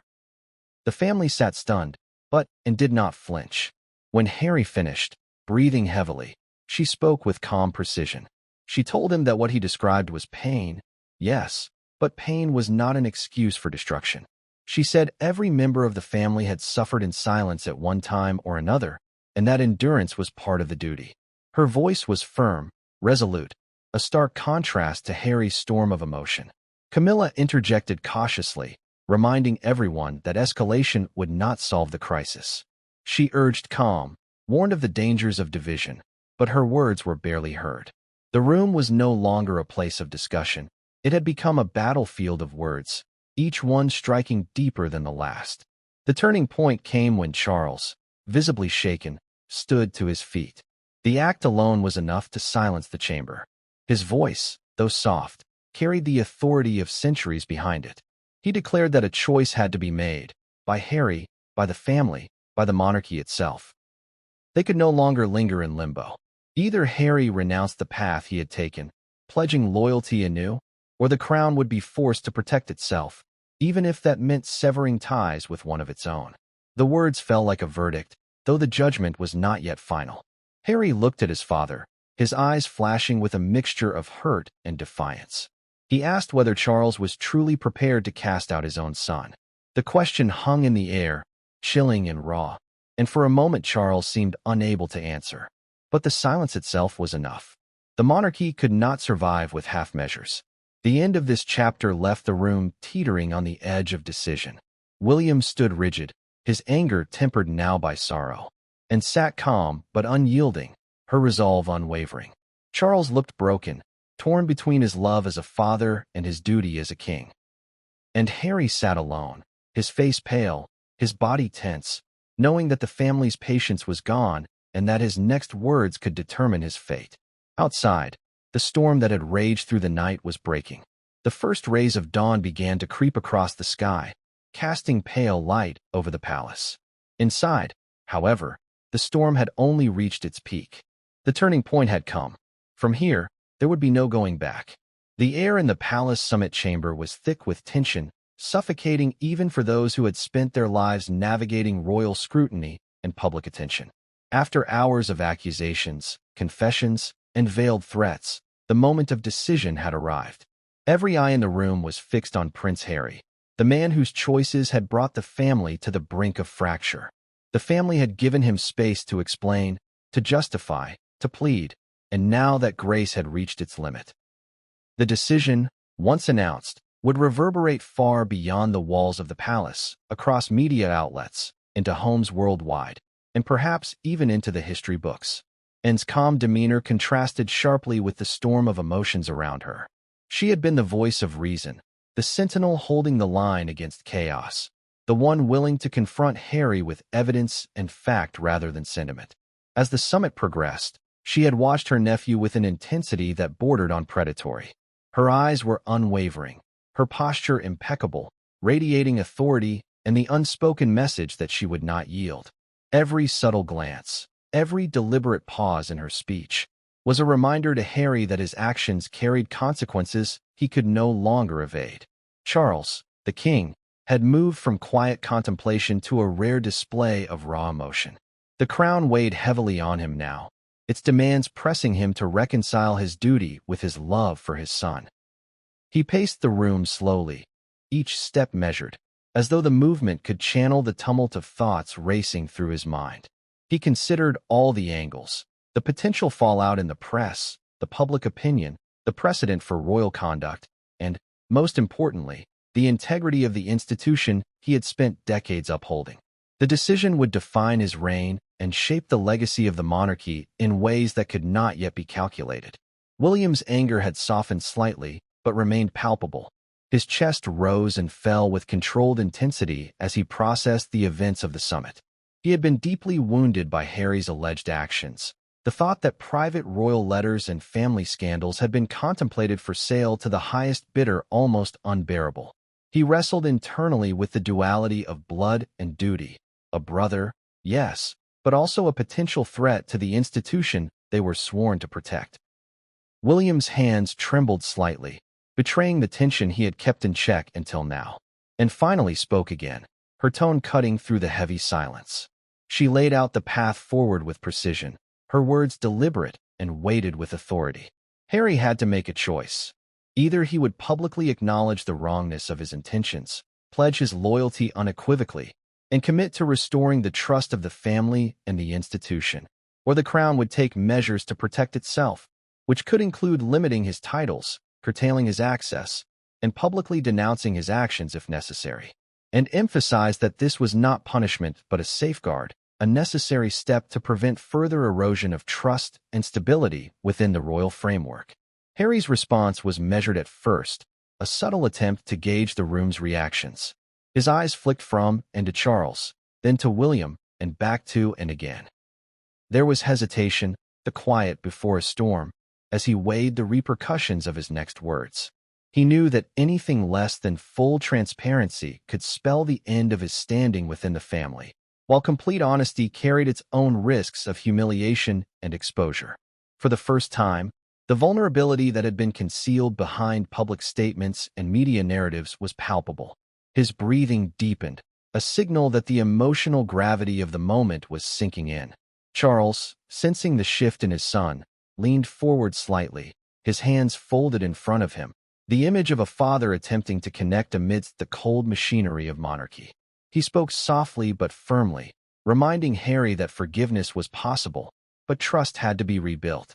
The king's words carried the weight of centuries, a blend of paternal love and institutional necessity. Every syllable was loaded, every inflection deliberate, designed to communicate both opportunity and consequence. William's voice, though quieter now, carried a note of warning. He urged Harry to consider the broader implications of his choices. The monarchy was not merely a family. It was a symbol, an institution intertwined with national identity and historical continuity. Betrayal, even in pursuit of personal gain, threatened more than just familial bonds. It threatened the stability of a nation, the respect of the public, and the legacy of those who had come before. The reminder was pointed, and it struck at the heart of Harry's position. His actions were not in isolation, and they could not be treated as such. Anne's gaze never wavered. She recounted the timeline, the evidence, the attempts, and the communications that had raised alarm. Her presentation was meticulous, structured, and unflinching. She made it clear that the family was not acting out of malice, but necessity. She emphasized that Harry's reputation, his titles, and his future within the royal fold were contingent on his acknowledgement and actions from this point forward. Her words were both a challenge and a lifeline. The opportunity for redemption was offered, but it came with the price of accountability. Harry swallowed hard, the weight of the chamber pressing on him from all sides. He knew that hesitation would be interpreted as defiance, and defiance would carry irrevocable consequences. The room was silent except for the subtle hum of tension, a taut energy that seemed almost physical. In that moment, every breath, every blink, every microexpression held significance. Harry's mind raced, replaying decisions, conversations, and media narratives, trying to reconcile his desire for independence with the inescapable pull of responsibility. Finally, after what felt like an eternity, Harry spoke. His voice was low but steady, tinged with the emotion of years of conflict, isolation, and personal struggle. He acknowledged the gravity of his intentions, admitted to exploring avenues for financial gain that conflicted with his duty, and expressed a willingness to cooperate fully with the family to mitigate damage. The admission was cautious yet sincere, signaling the first step toward reconciliation. The chamber exhaled collectively, though the tension did not dissipate entirely. Charles nodded subtly, a blend of relief and continued concern marking his features. William's shoulders relaxed fractionally, the weight of outrage tempered by the sight of Harry taking responsibility, and maintained her composure. But there was a sense of quiet satisfaction in the firmness of her stance and the effectiveness of her intervention. The decision, though not final in the legal or formal sense, had been made. The path forward was now contingent on Harry's actions and adherence to the commitment he had just articulated. The chapter closed with a sense of cautious optimism, tempered by the knowledge that trust, once broken, takes time to rebuild. As dawn fully broke outside the palace, casting a soft light over the historic walls, the family prepared to navigate the aftermath. Discussions would continue, protocols would be enforced, and media narratives would soon erupt. But within the chamber, a tentative equilibrium had been established. The decision had been made, consequences understood, and the course for restoration, however challenging, was set. This was not the end of conflict, but it was the pivotal moment where action replaced speculation, truth replaced rumor, and the family began the delicate process of safeguarding both its integrity and its legacy. The repercussions of the emergency royal summit rippled far beyond the grand halls of the palace. The decisions made within those historic walls were no longer private matters. They were poised to become global headlines, dissected by pundits, debated by the public, and analyzed by historians for years to come. The gravity of Prince Harry's admission and the family's intervention created a seismic shift in the dynamics of the royal household, and the effects were felt almost immediately. Inside the palace, staff moved with a new urgency. Secretaries, aides, and advisors who had quietly managed communications, security, and public relations suddenly found themselves coordinating a response to an unprecedented crisis. Every press release, every internal memo, every social media statement had to be carefully crafted to reflect the delicate balance between transparency and discretion. The palace communications team convened in a high-security room, laptops open, phones buzzing, and confidential briefings underway. The challenge was immense. How to manage a story that combined betrayal, potential financial misconduct, and familial tension without allowing it to spiral into a full-blown media catastrophe. Outside the palace, journalists and tabloids were already circling. Rumors of the summit had leaked through unnamed sources, creating a frenzy among media outlets eager for exclusivity. Social media platforms exploded with speculation, memes, and opinion threads dissecting every possible angle of Harry's secret dealings. Public sentiment began to shift almost instantaneously, with online polls and comment sections reflecting a mixture of shock, disappointment, and curiosity. Questions filled the air. Why would a royal, born into privilege and opportunity, consider selling intimate family information for millions? How could trust within the monarchy be so profoundly threatened from within? And most importantly, what did this mean for the future of the institution itself? Experts on royal affairs were called in to provide insight for television segments and news articles. Historians highlighted the long-standing protocols and traditions designed to prevent such breaches, noting that no modern precedent quite matched the scope of Harry's alleged negotiations. Analysts drew comparisons to past scandals involving private correspondence leaks or memoirs from royal insiders, but they emphasized that the combination of financial intent and the potential sale to both media conglomerates and Hollywood investors made this situation uniquely perilous. The discussion moved beyond gossip. It was now a debate about ethics, loyalty, and the very nature of public trust in monarchy. Inside Harry's own circle, the fallout was equally intense. Advisors, friends, and business contacts who had been aware of his communications began to distance themselves. Some tried to offer counsel, warning him of the potential public and familial backlash. Others quietly withdrew, unwilling to be associated with an operation that now appeared morally compromised. Every email, phone call, and meeting came under scrutiny, creating an atmosphere of tension and suspicion that permeated his daily life. Even his most loyal allies could not ignore the consequences of the summit, and the weight of their judgment hung heavily on Harry. Meanwhile, Anne's role in exposing the plot and orchestrating the summit cemented her reputation as a steadfast guardian of the monarchy. Within the palace, colleagues and aides privately praised her decisiveness, her analytical approach, and her unwavering focus on protecting both the family and the institution. Even those who had once questioned her influence could not deny the clarity and strength of her actions. Outside the palace, royal commentators highlighted Anne's courage and commitment, drawing attention to her ability to confront conflict head-on, without resorting to dramatics or sensationalism. Her decisive intervention became a case study in leadership under pressure, a demonstration of how authority, preparation, and moral clarity could stabilize even the most volatile situations. Public reaction was complex. Some sympathized with Harry, citing personal struggles, media pressure, and the burden of constant scrutiny as mitigating factors. They argued that his ambitions, while ethically questionable, were human, a reflection of vulnerability rather than malice. Others condemned him unequivocally, framing the situation as a profound breach of trust that endangered not only family relationships but the broader integrity of the monarchy. Conversations ignited across dinner tables, office break rooms, and online forums, with citizens debating the boundaries of privacy, loyalty, and accountability. Media outlets, particularly those with global reach, capitalized on the story. Breaking news alerts filled screens, accompanied by sensational headlines and dramatic visuals of the royal family. Social media influencers, commentators, and celebrities weighed in, further amplifying the narrative. Hashtags and trending topics related to the summit dominated platforms, ensuring that the story remained at the forefront of public consciousness. Analysts noted that the rapid dissemination of information, often mixed with speculation and rumor, created a heightened sense of urgency and tension, forcing the palace to respond with careful precision to maintain credibility and authority. The fallout was not confined to the public eye.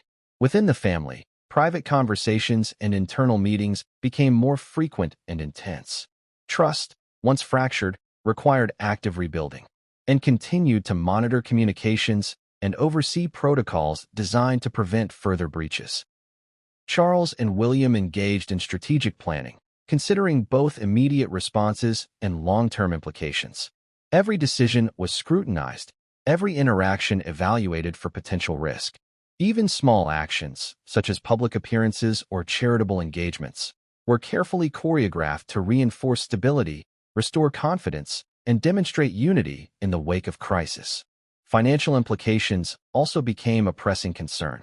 The possibility that Harry's negotiations could involve substantial sums raised questions about taxation, inheritance, and legal accountability. Lawyers and financial advisors began assessing potential risks, including the need for intervention to prevent misuse of royal assets or exploitation of privileged information. The complexity of the situation required coordination across multiple sectors: legal, financial, public relations, and security, all working simultaneously to contain potential damage and protect the monarchy's reputation. For Harry personally, the fallout was both public and deeply personal. He experienced intense scrutiny, not just from the media and the public, but from the very family whose trust he had jeopardized. His relationships were tested, his motivations questioned, and his sense of security shaken. Every decision, every public statement, and every private communication carried added weight, forcing him to navigate an environment of heightened accountability and scrutiny. The psychological and emotional toll was substantial, creating moments of doubt, anxiety, and reflection that had no precedent in his life.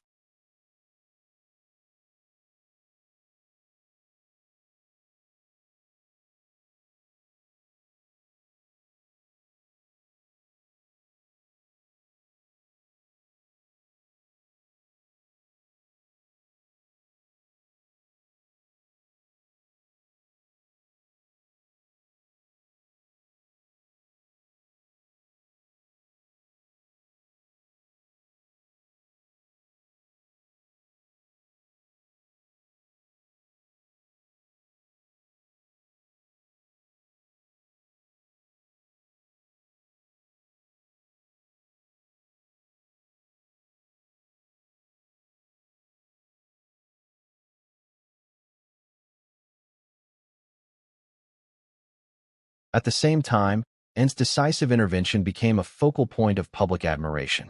Her ability to act swiftly, to gather evidence, and to confront her nephew without hesitation provided a counterbalance to the chaos.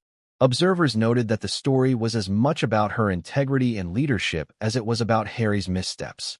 She emerged not merely as a mediator, but as a symbol of stability, moral clarity, and the capacity to protect an institution under threat from within.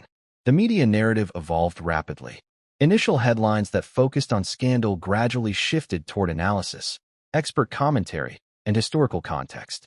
Documentaries, podcasts, and feature articles explored the nuances of the situation, examining motives, pressures, and the broader implications for monarchy in the 21st century. Public discourse, once reactive and sensationalized, became more reflective, with conversations about ethics, loyalty, and the responsibilities of those in positions of privilege gaining prominence. As the days turned into weeks, the royal family worked diligently to stabilize the narrative and reinforce trust. Public appearances, official statements, and controlled interviews were orchestrated to communicate unity and strength while respecting the ongoing personal reconciliation within the family. The palace's careful balance of transparency, discretion, and authority allowed them to regain control over the story, demonstrating resilience in the face of potential collapse. The fallout from the summit was a multi-layered phenomenon, touching every aspect of royal life, public perception, and media coverage. It tested relationships, exposed vulnerabilities, and challenged the family to respond with a blend of strategic thinking and emotional intelligence. In the aftermath, lessons about loyalty, accountability, and the consequences of ambition became starkly apparent, shaping the family's approach to both internal governance and public engagement. By the time the dust began to settle, it was clear that the summit had been a turning point. Harry's actions had exposed the fragility of trust and the potential for personal ambition to collide with institutional responsibility.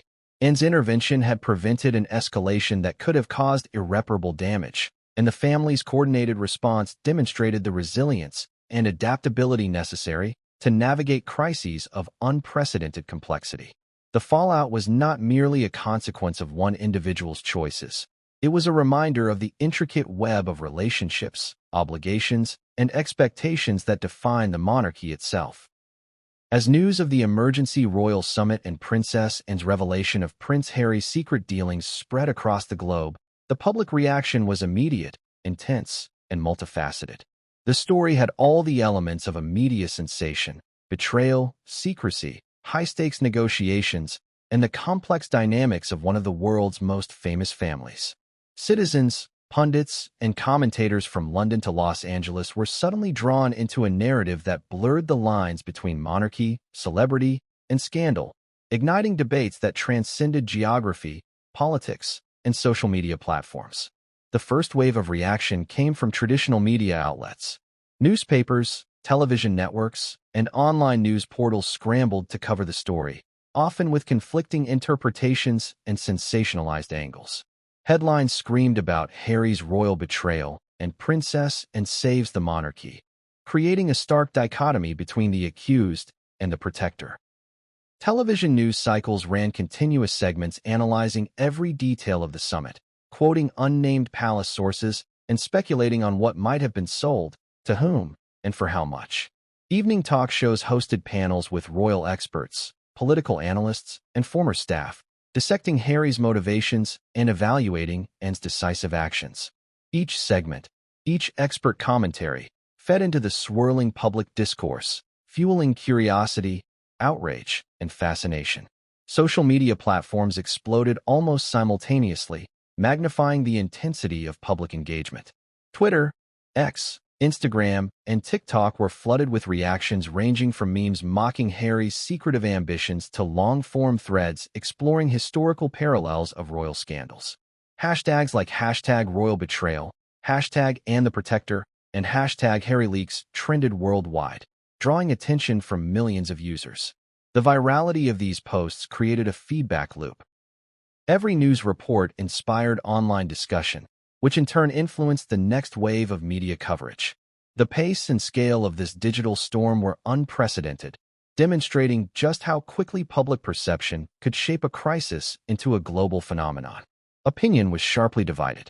Some members of the public empathized with Harry, framing his actions as the result of intense pressure, media harassment, and a lifelong struggle with expectations placed upon him. Articles, podcasts, and social media threads sympathetic to his situation emphasized his humanity, suggesting that the desire to monetize personal knowledge of royal life was a misguided but understandable response to isolation and scrutiny. Psychologists and cultural commentators weighed in, analyzing the mental toll of living under relentless public gaze and exploring the ethical gray areas of seeking financial independence through personal exposure. Others responded with vehement criticism, interpreting Harry's actions as a profound breach of trust not only toward the royal family, but also toward the public, who invested emotionally in the monarchy as a symbol of stability and continuity. These voices decried the monetization of private letters, palace secrets, and intimate family moments, framing it as opportunistic, selfish, and disrespectful. Newspapers published editorials condemning the betrayal, while commentators debated the long-term damage to the monarchy's credibility. Public forums were filled with passionate debates, with questions arising about whether a royal could ever be forgiven for putting personal gain above duty and loyalty. Celebrities and influencers contributed another layer to the shockwave. Their commentary amplified the story's reach and emotional intensity, often drawing massive online engagement. Some publicly criticized Harry, equating his actions to tabloid sensationalism, while others praised his courage and her commitment to preserving the integrity of the monarchy. Influencers created reaction videos, polls, and discussion streams, encouraging audiences to weigh in, share personal opinions, and express outrage or support. The intersection of celebrity culture and monarchy intensified the story, making it resonate not only as a royal scandal, but as a cultural moment reflecting modern societal expectations of accountability, transparency, and ethical conduct. International reactions added further complexity. Foreign media outlets, particularly in Europe, North America, and Australia, framed the story through different lenses. Some emphasized the historical context of royal scandals, comparing Harry's actions to previous breaches of protocol and loyalty. Others focused on the potential financial and media implications, highlighting Hollywood's involvement and the unprecedented monetization of private family information. Across the Atlantic, tabloids in the United States spun the story with a focus on the global entertainment market, emphasizing the billions potentially at stake if Harry's negotiations had succeeded. Amidst this media frenzy, public opinion surveys captured the nuanced and shifting sentiments. Polls suggested that while a majority were disappointed in Harry, a significant minority expressed empathy, indicating that his popularity was not entirely eroded. Analysts noted that the story's appeal lay in its complexity. It was not merely a tale of wrongdoing, but a narrative that invited reflection on family loyalty, personal ambition, and the pressures inherent in a life lived entirely in the public eye. Discussions of morality, ethics, and emotional intelligence dominated talk shows, forums, and social media conversations, making the story an ongoing cultural touchpoint. Within the UK, the story had tangible social impact. Public interest in the monarchy surged, leading to increased engagement with royal events, historical programming, and palace exhibitions. Bookstores reported high sales of biographies and investigative works about the royal family, while streaming platforms saw spikes in documentaries examining past royal controversies. This heightened engagement demonstrated the interplay between scandal, curiosity, and emotional investment in public institutions. The royal family, knowingly or not, had captured the world's attention in a way that blended history, drama, and real-life intrigue. Financial analysts also weighed in, evaluating the potential economic ramifications of Harry's alleged negotiations. The mere possibility of high-profile media deals involving confidential royal information raised questions about copyright, intellectual property, and the legal protections surrounding privileged family correspondence. Speculation about the sums involved, millions potentially changing hands, created headlines that fueled public fascination while reinforcing the narrative of high-stakes risk and betrayal. Legal experts discussed the complexities of enforcing confidentiality agreements, the potential for injunctions, and the broader implications for privacy in a world where fame, family, and financial gain intersect in unprecedented ways. The public shockwaves also prompted debates about generational perspectives on loyalty and duty.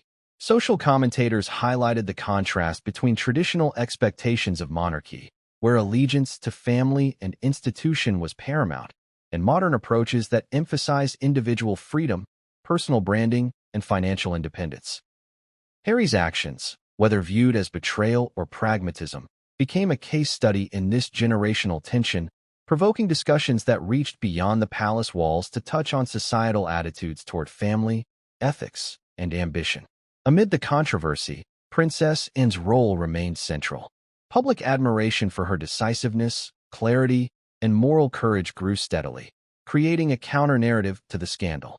Analysts praised her ability to act swiftly, gather evidence, and navigate the sensitive terrain of family dynamics without succumbing to public theatrics.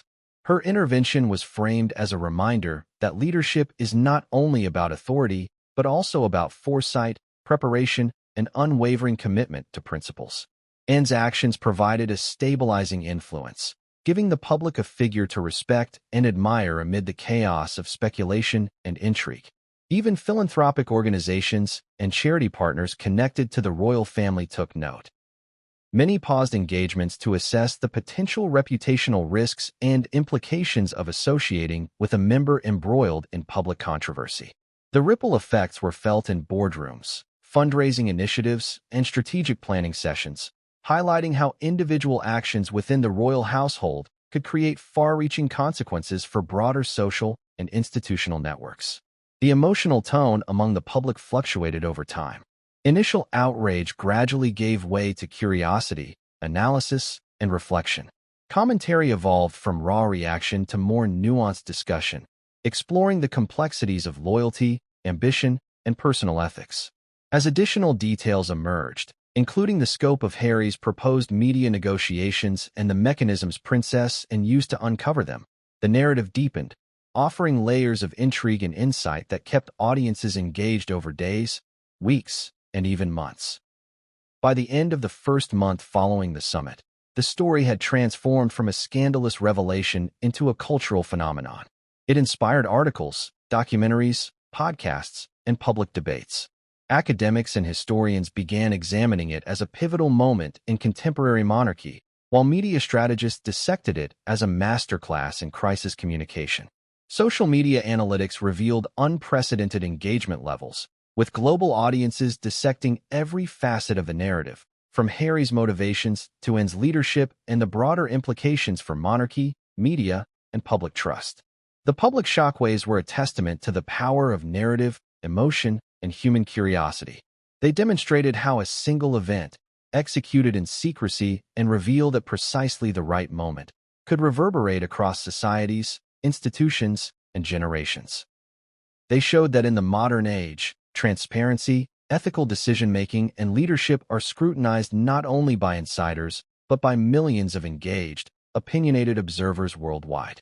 And they underscored that even in an institution as historically enduring as the British monarchy, actions that breach trust, even by a single individual, can create consequences that are immediate, far-reaching, and deeply transformative.